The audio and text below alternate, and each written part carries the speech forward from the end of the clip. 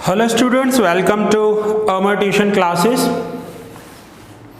आज हम single entry chapter में क्वेश्चन नंबर 11 करेंगे। मैं पहले क्वेश्चन रीड कर रहा हूं।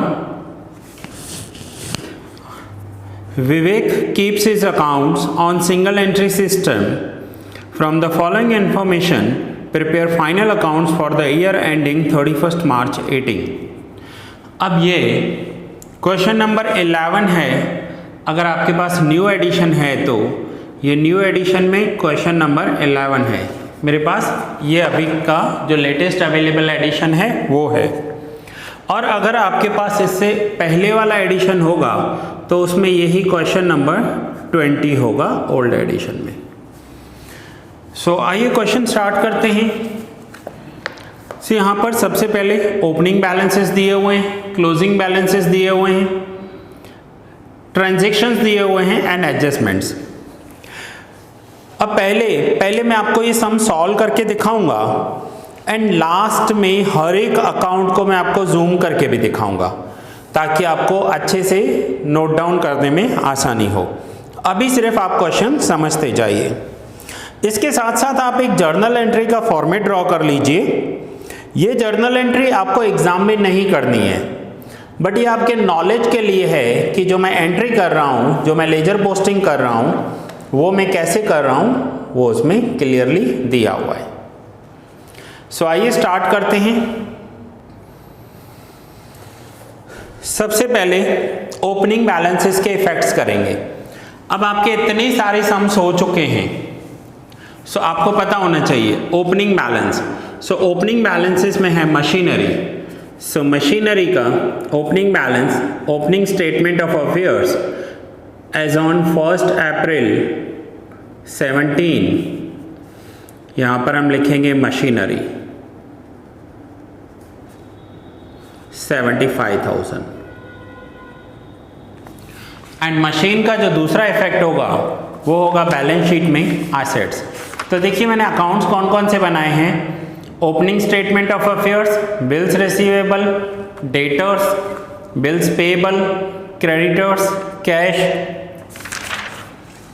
Bank, trading, P&L and balance sheet. Balance sheet में है मशीन्स 75,000। अभी सिर्फ हम ओपनिंग इफेक्ट्स दे रहे हैं। Then next is debtors. तो यहां पर लिखेंगे डेटर्स 30,000।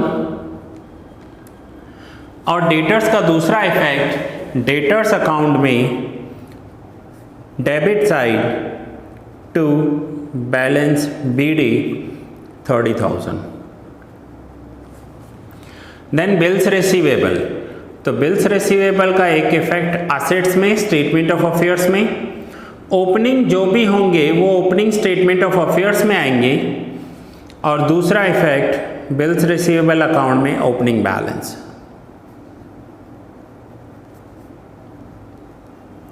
मैं आपको बता दूं कि आपको मेरे सारे लेक्चर सीक्वेंस में देखने हैं।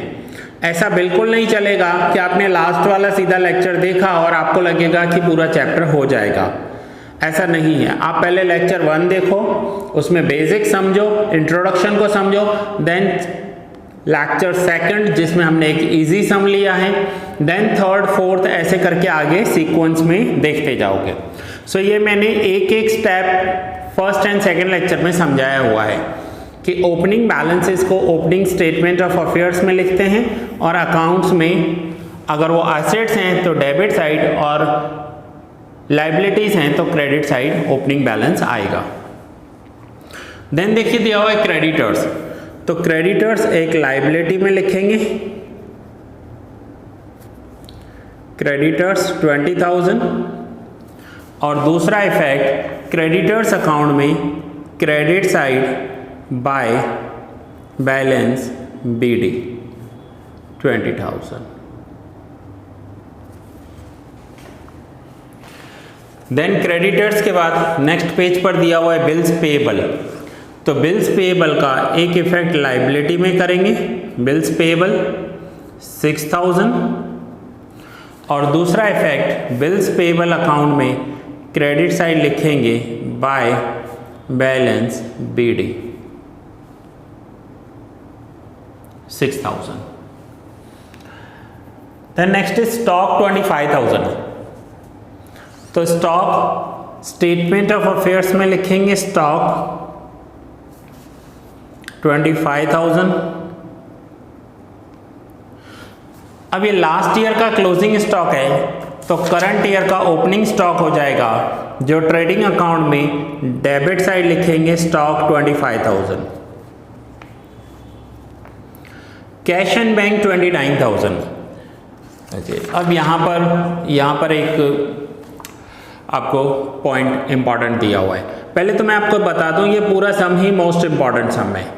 ऐसे बहुत कम सम होते हैं जिनके ऊपर मैं मोस्ट इंपॉर्टेंट लिखता हूं। अब मैं यहाँ पर लिख रहा हूं कैश एंड बैंक बैलेंस। अब दोनों का टोटल दिया हुआ है 29,000। अब 29,000 तो हमारे पास दोनों अकाउंट है, कैश अकाउंट भी है एंड बैंक अकाउंट भी है। अब दोनों क्यों बनाए हैं, पहले उस बात को समझ लो। जब भी क्वेश्चन में ये लाइन दी हुई हो कि cash deposited in the bank या फिर कैश विड्रॉ दिया हुआ हो, कैश डिपॉजिट या फिर कैश विड्रॉ, तो वहां पर आपको कैश एंड बैंक अकाउंट अलग अलग बनाना पड़ेगा। बट यहां पर प्रॉब्लम यह है कि हमें कैश एंड बैंक का दोनों का टोटल बैलेंस 29,000 दिया हुआ है। अब मुझे ये नहीं पता कि कैश का कितना है, तो मैं यहां पर लिख रहा हूं टू बैलेंस BD, और दूसरा बैंक अकाउंट में भी लिख रहा हूं टू बैलेंस BD। अमाउंट नहीं पता, तो मैं यहाँ पर ये पॉइंट लिख देता हूँ कि ये पॉइंट हमारी बाकी है, जिसमें कैश एंड बैंक इन दोनों का टोटल 29,000 दिया हुआ है। अब अगर 29 में से कैश मिल जाए तो बैंक मिल जाएगा, और अगर बैंक का मिल जाए तो कैश मिल जाएगा। तो ये हमें फाइंड आउट करना है। ये मैंने यहाँ इसलिए लिखा है, इट मीन्स हमारा बाकी है, ये पेंडिंग है ओपनिंग बैलेंसेस लिखना। तो ओपनिंग कैश एंड बैंक 29,000 एक साथ दिया हुआ है। अब उसमें कैश कितना बैंक कितना, सो फाइंड आउट करेंगे डिफरेंस से। अगर कैश मिल गया तो बैंक मिल जाएगा, और बैंक मिल गया तो कैश मिल जाएगा। ठीक है, तो इसे पेंडिंग रखते हैं, इसलिए मैंने वहां लास्ट में लिख दिया कि ये पॉइंट हमारी पेंडिंग है। देन आगे दिया हुआ है प्रीपेड इंश्योरेंस 1000 असेट्स होते हैं।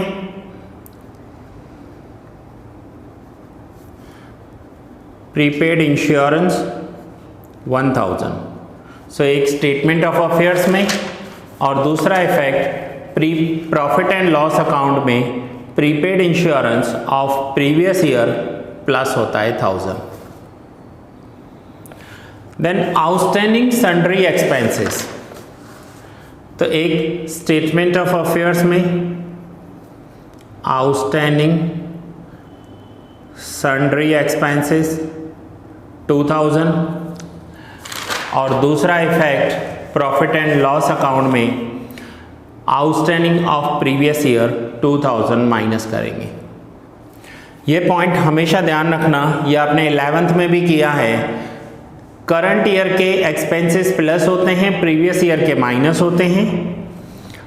प्रीपेड में उल्टा होता है, प्रीपेड में प्रीवियस ईयर के प्लस होते हैं, करंट ईयर के माइनस होते हैं।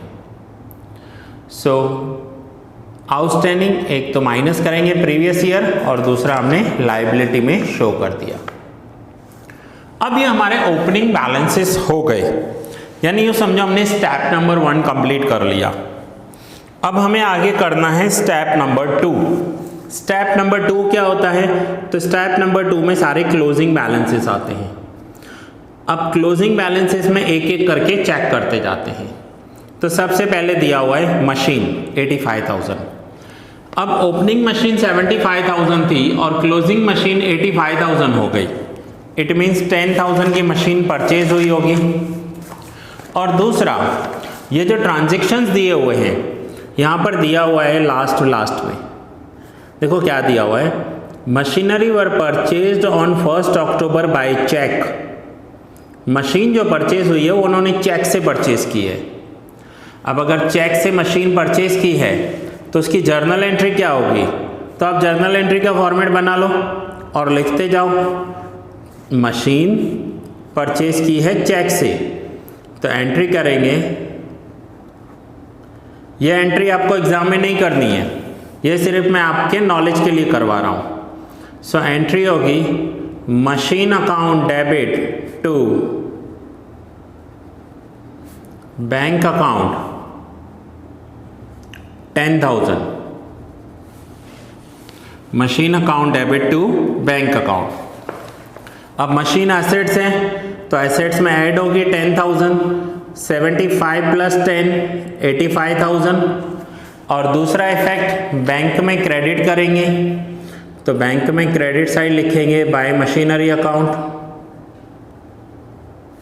10,000। तो ये जो मैंने आपको जर्नल एंट्री करवाई उसी का ही लेजर पोस्टिंग कर दिया।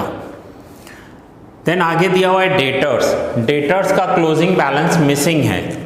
सो डेटर्स का क्लोजिंग बैलेंस अगर मिसिंग है तो वो आएगा कहाँ, तो वो डेटर्स अकाउंट में हम यहाँ पर लिख देंगे क्रेडिट साइड क्लोजिंग बैलेंस में बाय बैलेंस CD। अभी हमें फाइंड आउट करना है डेटर साइड क्या दिया हुआ है, क्वेश्चन मार्क दिया हुआ है, हमें फाइंड आउट करना है, बट लिख देते हैं अभी। अगर लिखेंगे नहीं तो लास्ट में भूल जाएंगे, तो इसलिए लिख दिया है। एक तो डेटर्स यहाँ पर आएंगे और क्लोजिंग डेटर्स का जो दूसरा इफेक्ट होता है वो बैलेंस शीट में होता है एसेट साइड। तो बैलेंस शीट में एसेट साइड हम लिखेंगे डेटर्स।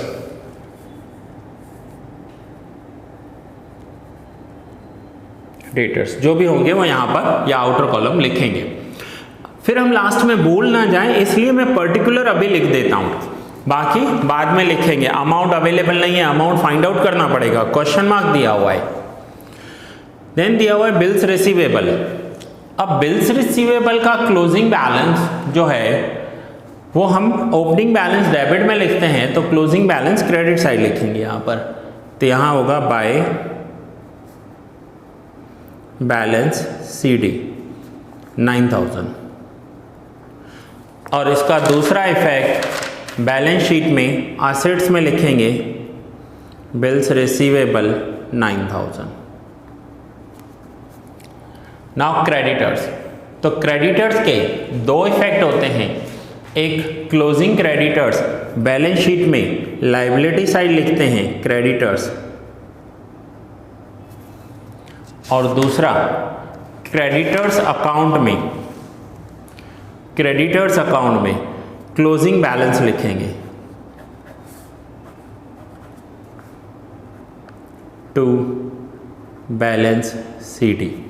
अब क्रेडिटर्स का अमाउंट भी नहीं दिया हुआ है, वो भी फाइंड आउट करना पड़ेगा, तो फिलहाल बैलेंस CD लिख दिया और दूसरा बैलेंस शीट में लायबिलिटी में पर्टिकुलर लिख दिया। अमाउंट जब फाइंड आउट हो जाएगा तो कैलकुलेट करके लिख देंगे।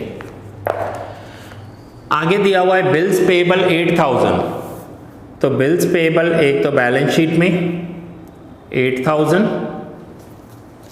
और दूसरा इफेक्ट बिल्स पेबल अकाउंट में, बिल्स पेबल अकाउंट में हम लिखेंगे यहां पर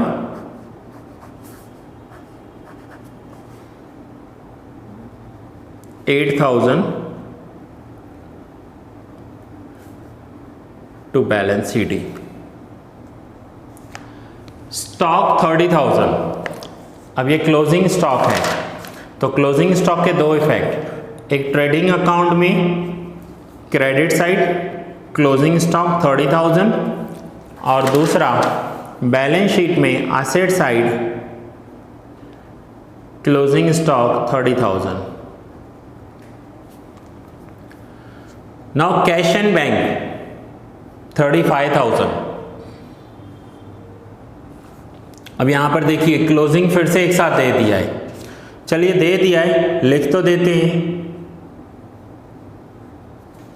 कैश एंड बैंक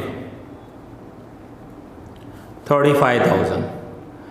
अब क्लोजिंग 35,000 है तो दोनों में क्लोजिंग लिखना पड़ेगा, एक बैंक अकाउंट में भी क्लोजिंग लिखना पड़ेगा और कैश अकाउंट में भी क्लोजिंग लिखना पड़ेगा। तो ये रहा कैश अकाउंट। अब कैश अकाउंट में क्लोजिंग लिखेंगे,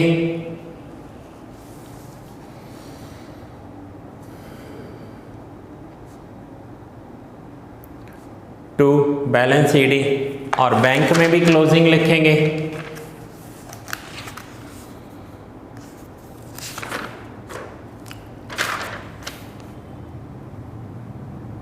बाय बैलेंस सीडी। अब दोनों में क्लोजिंग लिखना है हमें, तो क्लोजिंग के लिए अमाउंट चाहिए, हमें क्लोजिंग के लिए अमाउंट चाहिए। अब देखिए क्लोजिंग यहां दिया हुआ है, कैश ऑन हैंड ऑन 31 मार्च 10,000। अब अगर कैश 10,000 है, ध्यान से समझना इस पॉइंट को, अगर क्लोजिंग कैश 10,000 है और टोटल दोनों का जो है 35,000 है, इट मीन्स बैंक 35 में से 10 माइनस करेंगे तो बैंक का क्लोजिंग 25,000 होगा। फिर से बता रहा हूं कैसे कैलकुलेट हुआ। यहां पर देखिए कैश एंड बैंक दोनों का 35 दिया हुआ है और लास्ट में पॉइंट दिया है कि कैश 10,000 है। अब कैश बैंक 35 है जिसमें से कैश 10 है तो बैंक बैलेंस 25,000 होगा, तो बैंक बैलेंस लिख दिया 25 और कैश बैलेंस यहां पर लिख दिया 10,000। देन आगे prepaid insurance. Now prepaid insurance, एक तो प्रॉफिट एंड लॉस अकाउंट में करंट ईयर का प्रीपेड 2000 माइनस करेंगे, दूसरा बैलेंस शीट में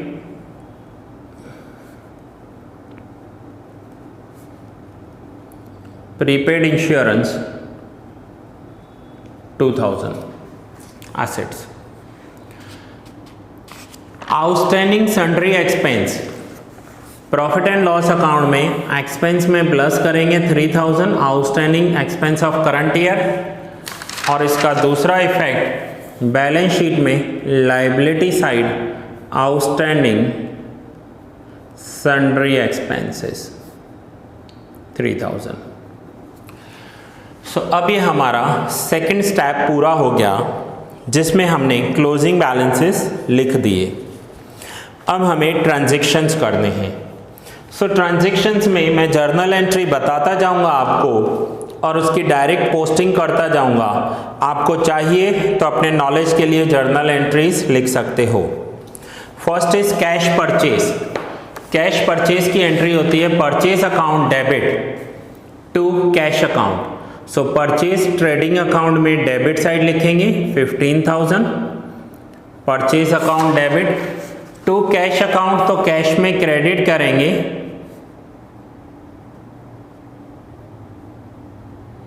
बाय परचेज अकाउंट 15,000। फिर आगे दिया हुआ है कैश सेल। अब कैश सेल की जर्नल एंट्री होती है cash account debit to sales account. So cash account में डेबिट साइड लिखेंगे to sales account and sales trading account में क्रेडिट साइड आएगी। अब कैश सेल भी नहीं दी हुई है तो वो भी काउंट करनी पड़ेगी हमें। सो कैश सेल भी काउंट करनी पड़ेगी।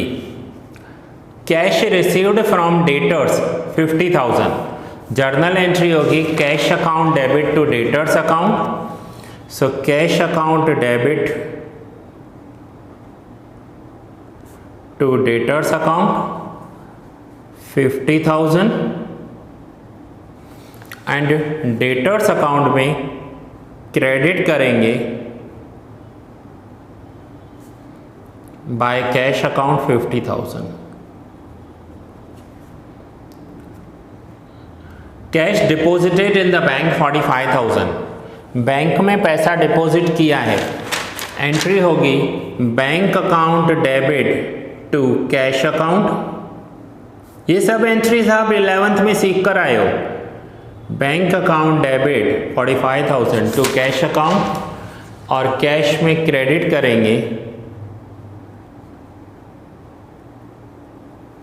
Bye bank account 45,000।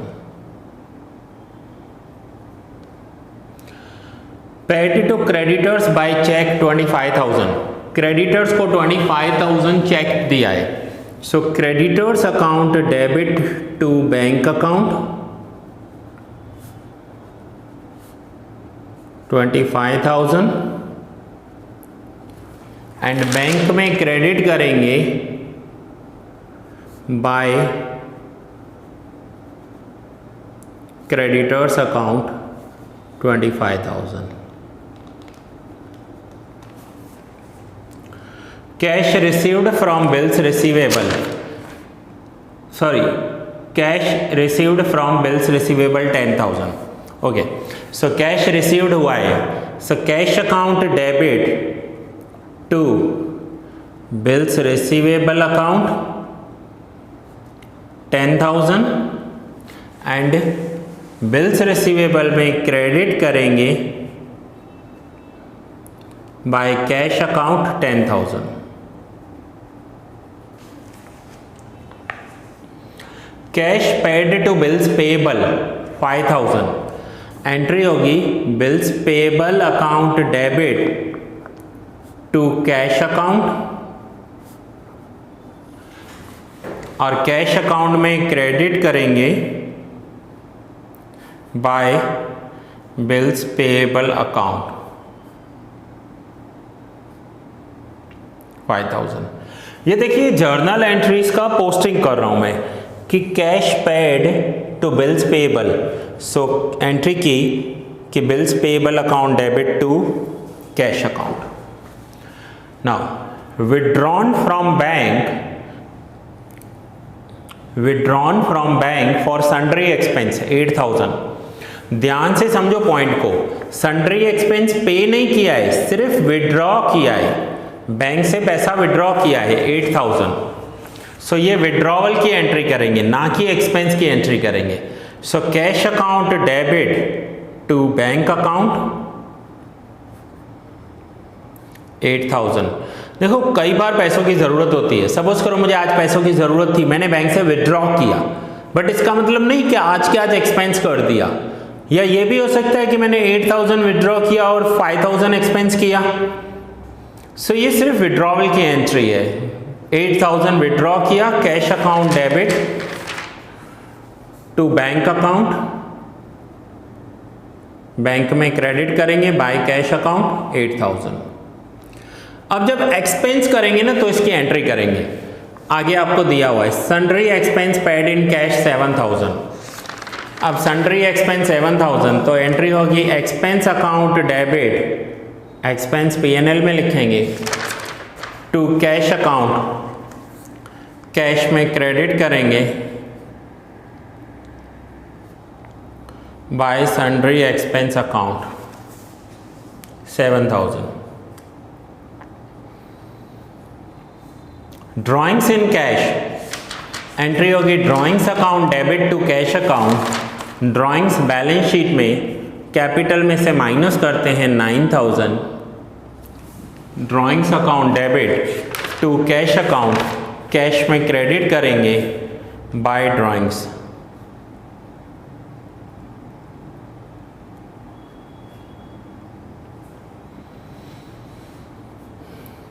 $9,000।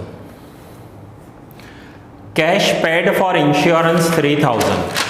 सो इंश्योरेंस पे किया है, P&L में डेबिट करेंगे 3,000 एंड कैश में क्रेडिट करेंगे बाय इंश्योरेंस अकाउंट 3,000। देखिए आपकी मिस्टेक ना हो जाए कोई अमाउंट में, इसलिए क्या करना, 3 अमाउंट्स के बाद ऐसे लाइन ड्रॉ कर देना। इससे क्या होगा, आपके अमाउंट में कोई भी मिस्टेक नहीं होगी। सो इंश्योरेंस पे किया है 3,000, cash paid for insurance, cash में क्रेडिट एंड इंश्योरेंस डेबिट। आगे दिया हुआ है टोटल परचेज 53,000। अब टोटल परचेज कहाँ आता है? So cash and credit purchase का जो टोटल होता है उसे कहते हैं टोटल परचेज। अब यहाँ पर टोटल परचेज दिया हुआ है 53,000। ध्यान से समझना इस पॉइंट को। टोटल परचेज है 53,000। अब इस 53,000 में से कैश परचेज हमें पता है कि 15,000 है, तो 53,000 में से अगर कैश परचेज 15 है तो क्रेडिट परचेज 38,000 हो जाएगी। एंड क्रेडिट परचेज की एंट्री होती है purchase account debit 38,000 to creditors account. So creditors में क्रेडिट करेंगे बाय परचेज अकाउंट 38,000। तो ऐसे देखिए मिसिंग वैल्यूज आपको मिलते जाएंगे कि कैश परचेज दी हुई थी 15, टोटल 53 हो गया तो क्रेडिट पता चल गया। अब आगे दिया हुआ है total sales, total sale 1 lakh. अब ये भी हमारा पॉइंट बाकी रहेगा, क्योंकि एक बार कैश सेल मिल जाए तो क्रेडिट मिल जाएगी और क्रेडिट मिल जाए तो कैश मिल जाएगी, बट दोनों ही मिसिंग है यहाँ पर। तो कोई बात नहीं, आगे फाइंड आउट हो जाएगा, अभी जो इन्फॉर्मेशन दिया हुआ है वो लिख लेते हैं। सो ये जो टोटल्स होते हैं ना, इनके सिंगल इफेक्ट होते हैं। आप ये मत सोचना सर इसका सेकंड इफेक्ट क्यों नहीं कर रहे हैं। कैश परचेज या क्रेडिट परचेज, कैश सेल या क्रेडिट सेल, इनके दो इफेक्ट्स होंगे, टोटल का कोई इफेक्ट नहीं होता है। Bills receivable given to creditors as endorsed, इसकी जर्नल एंट्री मैंने फर्स्ट लेक्चर में आपको करवाई है। सो फर्स्ट लेक्चर में ये एंट्री देखो आपके पास लिखी हुई होगी, bills receivable given to creditors as endorsed, उसकी जर्नल एंट्री होती है creditors account debit to bills receivable account 5,000 bills receivable में क्रेडिट करेंगे।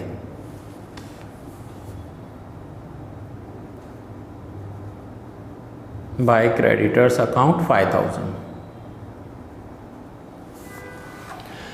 Bills receivable given to creditors as endorsed dishonour, bills receivable dishonour हुए हैं तो इसकी एंट्री होती है debtors account debit to creditors account, debtors account debit to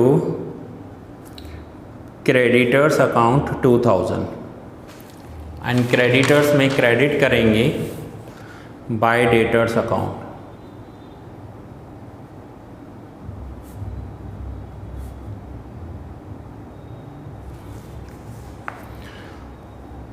cash on hand ये हो गया है हमारा, मशीन परचेज ये भी हो गया। कैश ऑन हैंड 10,000 था क्लोजिंग, ठीक है। अब ये थर्ड स्टेप हमारा कंप्लीट हुआ। Step number 1 opening balance, step number 2 closing balance, step number 3 transaction. Now step number 4 करेंगे जिसमें एडजस्टमेंट्स करने हैं। सो एडजस्टमेंट्स में फर्स्ट एडजस्टमेंट दिया हुआ है calculate interest on capital at 10% पर एनम। अब इंटरेस्ट ऑन कैपिटल की एंट्री एक प्रॉफिट एंड लॉस अकाउंट में debit side to interest on capital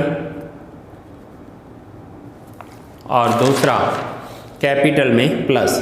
अब हमें कैपिटल ही नहीं पता तो इंटरेस्ट ऑन कैपिटल कैसे कैलकुलेट करेंगे। तो कैपिटल हमें यहाँ से मिल जाएगा ओपनिंग कैपिटल। सो आइए टोटल कर लेते हैं और देखते हैं ओपनिंग कैपिटल कितना है। तो पहले असेट साइड का टोटल करेंगे। सो असेट साइड का 75,000 प्लस 29,000, 25,000, 30,000, 8,000 एंड 1,000, तो 1,68,000 टोटल है। माइनस करेंगे -20,000, 6,000 and 2,000। So difference is 1,40,000 capital. यहाँ पर हम एक सर्कल कर देते हैं ताकि पता चले कि ये क्वेश्चन में दिया हुआ नहीं है, ये हमने बैलेंसिंग फिगर से फाइंड किया है, या फिर आप यहाँ पर क्वेश्चन मार्क भी कर सकते हो। सो 1,40,000 कैपिटल हो गया। अब इस कैपिटल को बैलेंस शीट में लिखेंगे ओपनिंग कैपिटल 1,40,000। नाउ आइए इंटरेस्ट ऑन कैपिटल देख लेते हैं कितना दिया हुआ है। सो क्वेश्चन में दिया हुआ है 10% पर एनम। सो 1,40,000 का 10% 14,000 and profit and loss account में डेबिट साइड 14,000। देखिए ये जो सम है ना आपको पूरे कंसंट्रेशन के साथ करना होता है, अगर थोड़ा सा भी आपका मिस्टेक हुआ तो प्रॉब्लम हो सकती है। ध्यान से समझना और हो सके तो पूरा वीडियो फिर से एक बार देखना। Provide for depreciation on machinery at 10% पर एनम, मशीन पे डेप्रिसिएशन कैलकुलेट करना है।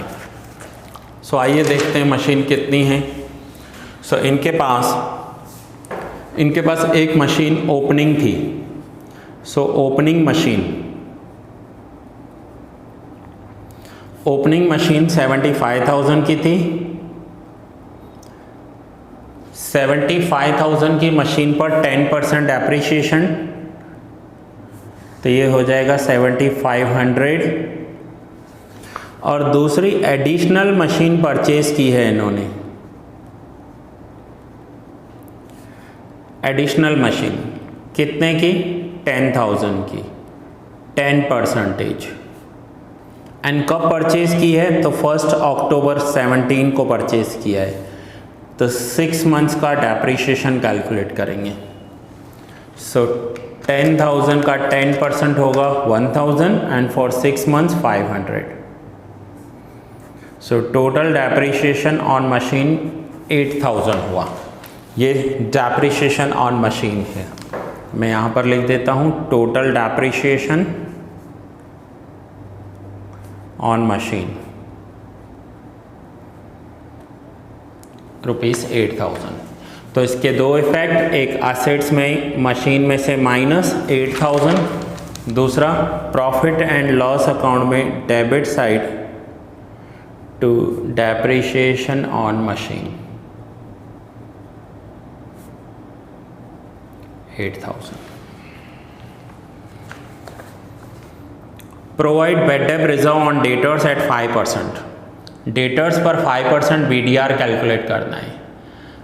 सो आइए देखते हैं डेटर्स कितने हैं। तो क्लोजिंग डेटर्स तो दिए ही नहीं हुए हैं, बट हम यहाँ पर लिख देते हैं कि 5% BDR, डेटर्स का क्लोजिंग हमें कैलकुलेट करना है। और BDR का दूसरा इफेक्ट क्या होता है? तो P&L में debit side to bad debt reserve account. अब जब डेटर्स मिल जाएंगे तो BDR भी मिल जाएगा, दोनों ही मिल जाएंगे। तो यहाँ तक स्टूडेंट्स हमने एडजस्टमेंट्स भी कर दिए। अब हम एक एक अकाउंट करके क्लोज करते जाएंगे, हमें बैलेंसेस मिलते जाएंगे।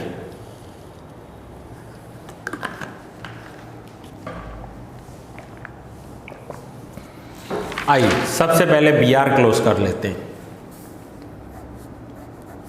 सो बिल्स रिसीवेबल में 4 पॉइंट होते हैं, opening, closing, cash and debtors. अगर इनमें से कुछ मिसिंग है तो इस सम में डेटर्स मिसिंग है, तो यहाँ पर लिखेंगे डेटर्स अकाउंट। सो टोटल कर लेते हैं। 10 + 5 15, 15 and 9 24,000 माइनस 8,000 तो 16,000 बैलेंस आएगा। और यहाँ पर लिखेंगे डेटर्स अकाउंट और डेटर्स में क्रेडिट करेंगे by bills receivable account 16,000।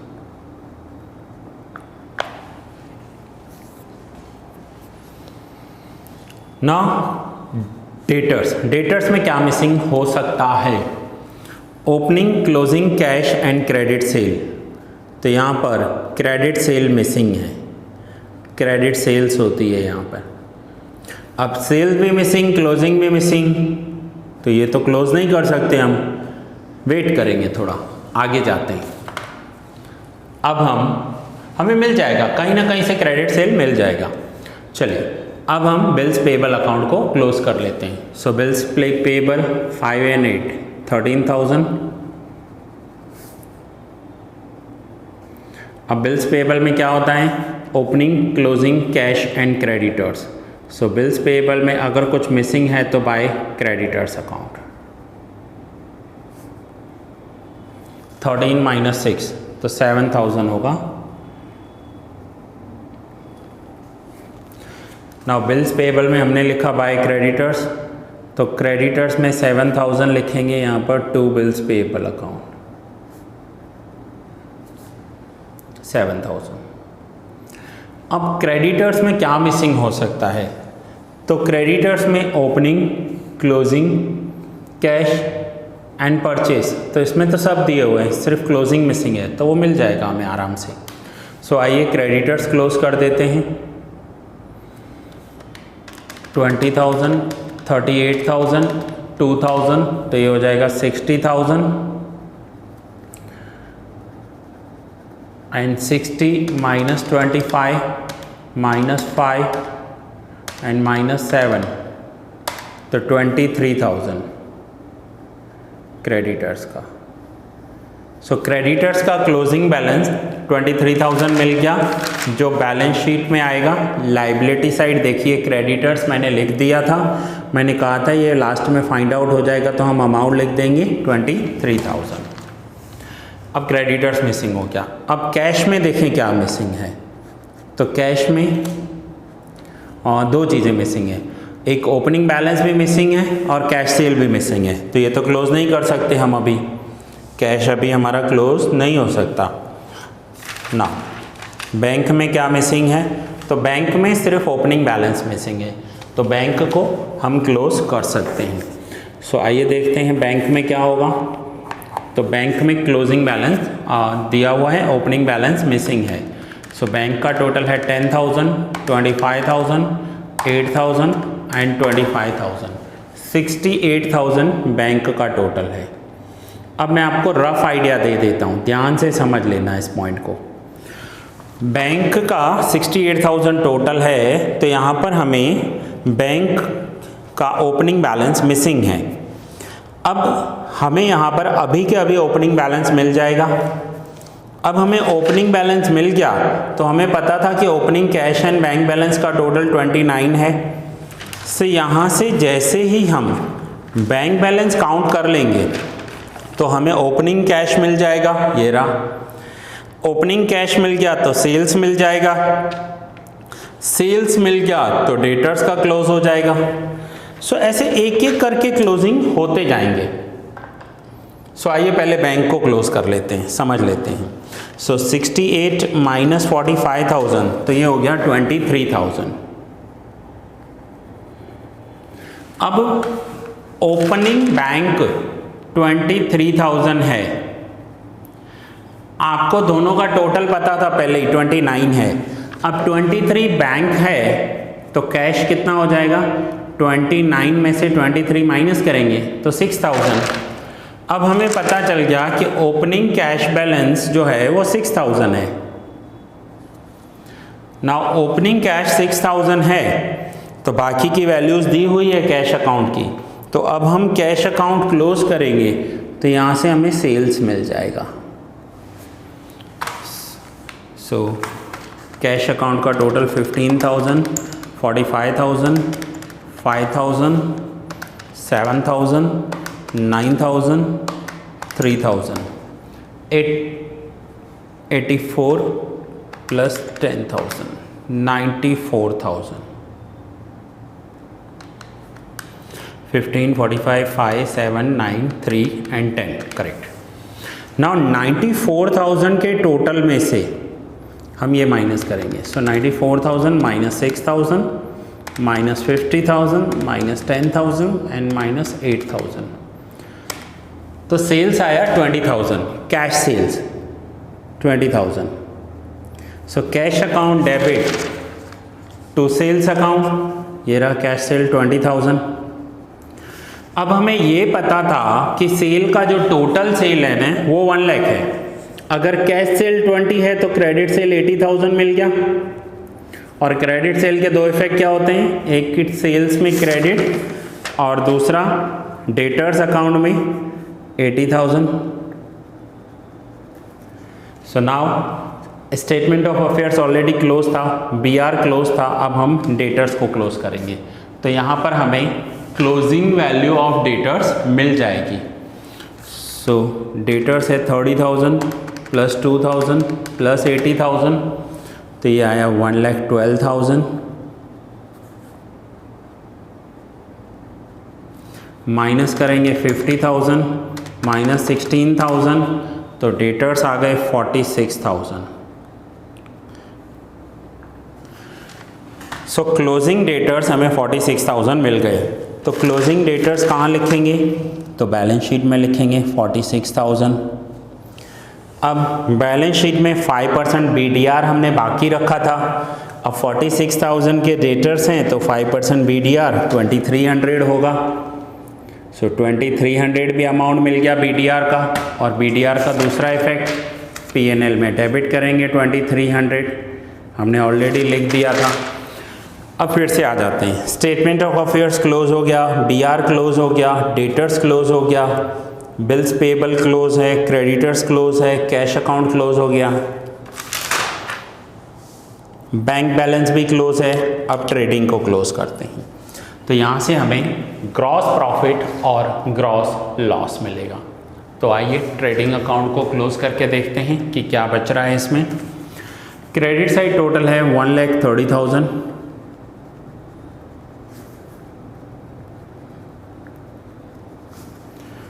So 1,30,000 minus 25,000 and minus 53,000, तो जो क्रॉस प्रॉफिट आ रहा है वो हमारा 52,000 आ रहा है। देखिए चेक कीजिए अपने बुक में है ग्रॉस प्रॉफिट 52,000। अब ग्रॉस प्रॉफिट क्या करते हैं? तो प्रॉफिट एंड लॉस अकाउंट में क्रेडिट कर देंगे by gross profit 52,000।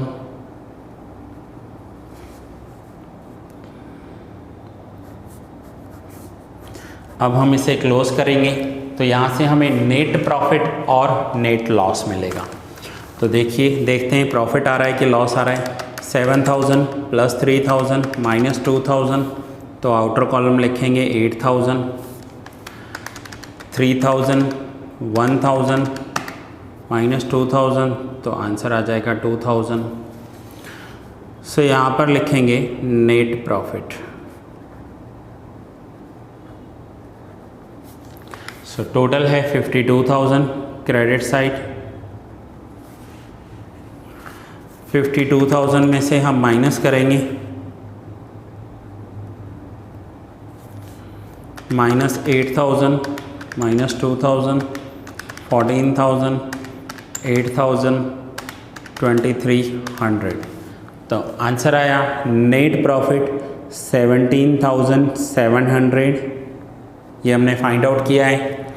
Net profit को ऐड करेंगे बैलेंस शीट में कैपिटल में, नेट प्रॉफिट 17,700। अब हम देखते हैं कैपिटल का टोटल कर 140 प्लस 14,000 प्लस 17,700 माइनस 9,000, तो जो कैपिटल का क्लोजिंग बैलेंस आया दैट इज़ 1,62,700। अब लाइबिलिटी साइड टोटल कर लेते हैं 23,000 8,000 एंड 3,000। सो टोटल आ रहा है 1,96,700।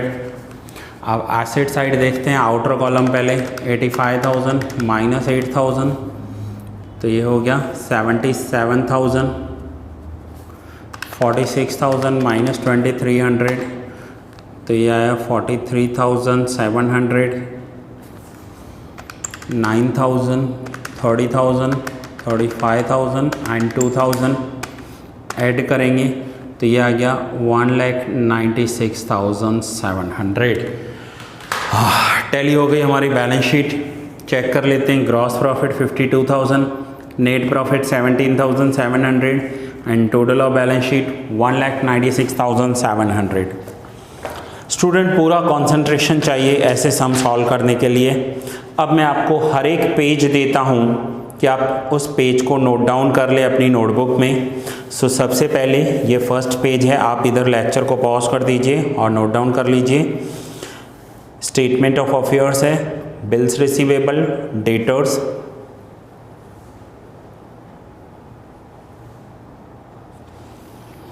देन यहाँ पर है आपके पास bills payable account, creditors account and cash account.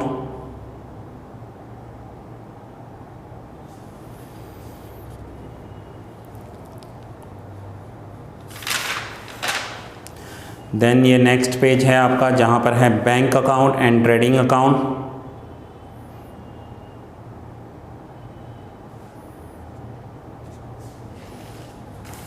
After that profit and loss account,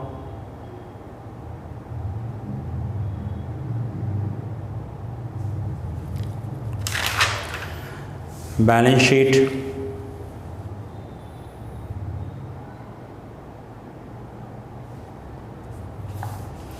and last में जो हमने ये कैलकुलेशन की है आपको एक्सप्लेन करने के लिए। सो दैट्स इट स्टूडेंट्स, ये लेक्चर मैं यहाँ ही पूरा कर रहा हूँ। मिलते हैं नेक्स्ट लेक्चर में।